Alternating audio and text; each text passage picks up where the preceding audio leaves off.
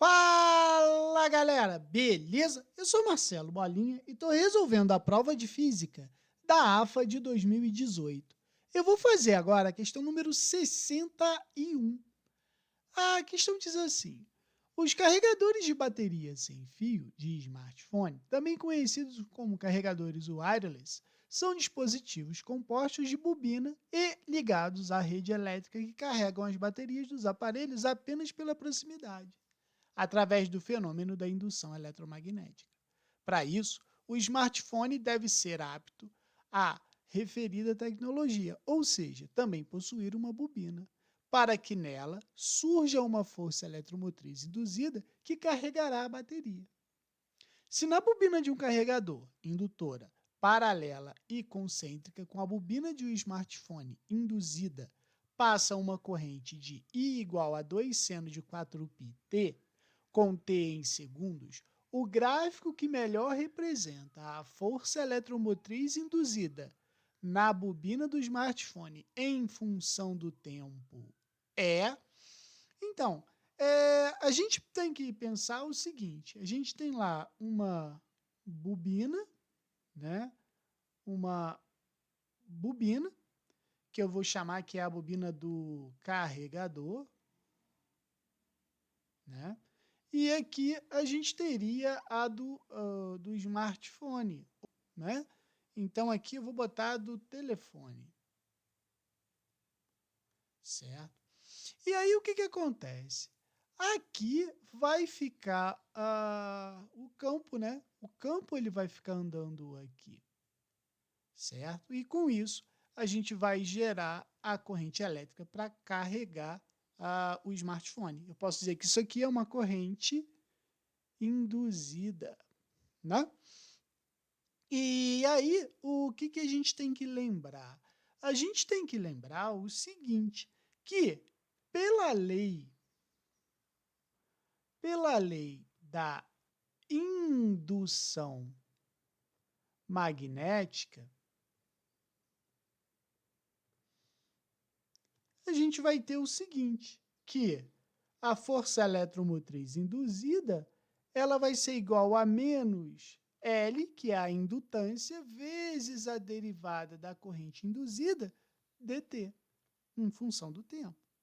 Como ele disse que o I, né, que o I vale 2 seno de 4πt, eu posso dizer que dI dt vai ser igual à derivada de 2 seno de 4πt dt. Se eu derivar isso aqui, vai ficar assim, ó, 2 que multiplica 4π cosseno de 4πt. A gente sabe que dI dt ele vai ser igual a 8π cosseno de 4πt. Beleza? E aí eu chego à conclusão de que a força eletromotriz ela vai ser menos L, né, que multiplica esse cara todo ali, ó, 8π cosseno de 4πt. Beleza? E aí a gente pode dizer o seguinte, que esse cara aqui é a amplitude da força eletromotriz, ou seja, é a eletromotriz máxima, certo? E aí a gente pode dizer o seguinte, que para eu ter uma eletromotriz máxima, a gente vai ter o seguinte, que o cosseno, né, o cosseno de 4πt, ele vai ter que ser igual a 1, ou o cosseno de 4πt, ele vai ter que ter o valor de menos 1. Então, eu posso escrever o seguinte, o cosseno, para o cosseno t os valores de 1 e menos 1, a gente vai ter que ter a seguinte condição, que 4πt tem que ser um número múltiplo ímpar de π. Tipo, 1, 3, 5, 7, né? E aí, o que acontece? Se a gente simplificar aqui, eu sei que o t vai ser igual a n sobre 4.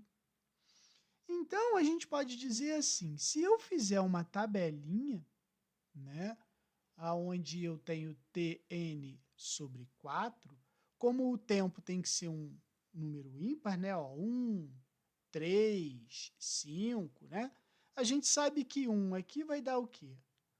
1 quarto, 3 quartos, 5 quartos. Porém, se a gente for olhar aqui, os valores estão com vírgula. Então, 1 quarto é igual a 0,25, 0,75, 1,25. Esses aqui são os pontos de máximo do meu senoide. Então, se tu olhar ali, o que acontece? Aonde que eu tenho o ponto de máximo? Aqui não tem, aqui não tem, aqui não tem. Então, o ponto de máximo está aqui, ó. Logo, o melhor gráfico seria o gráfico da letra C. Beleza? Qualquer dúvida, deixe nos comentários que eu te respondo.